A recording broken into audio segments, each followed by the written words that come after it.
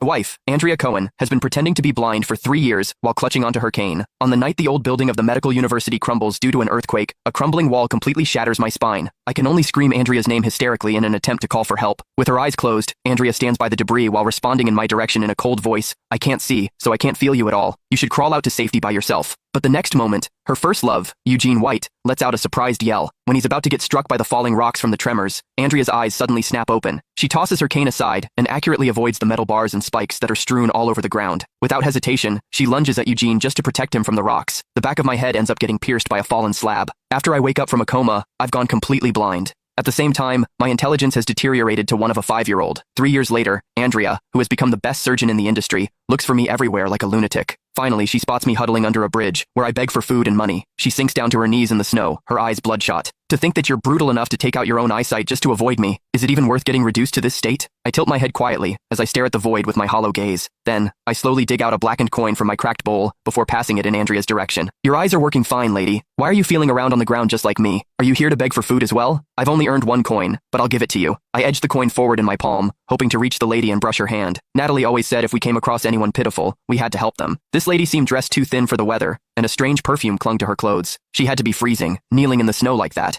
But the next second, she smacked the back of my hand. Pain shot through me, and the coin flew from my fingers, bouncing on the frozen concrete with a crisp ring, before rolling with a hollow rattle through the metal grate at the edge of the overpass. My money.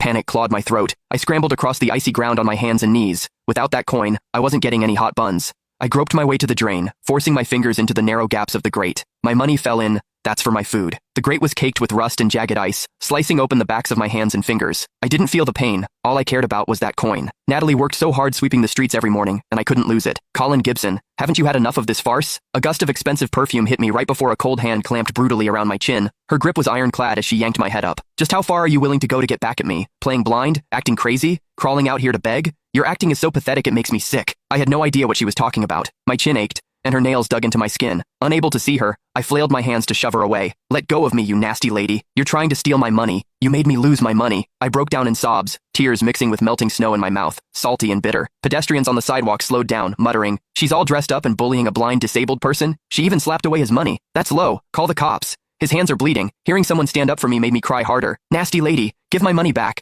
The lady must have felt humiliated. I heard her grind her teeth, her breathing turning heavy and harsh. Since you love putting on a show, Colin, I'll help you commit to the role. Take him away. 2 large hands clamped down on my shoulders, and 2 strong men hauled me off the ground like an animal being plucked up by the scruff. No! Help! I'm being kidnapped by traffickers! I kicked wildly as my pant legs rode up, the icy wind knifing my skin. A sharp collective hiss came from the crowd as my legs' 2 withered, twisted calves that had never healed after being shattered 3 years ago were fully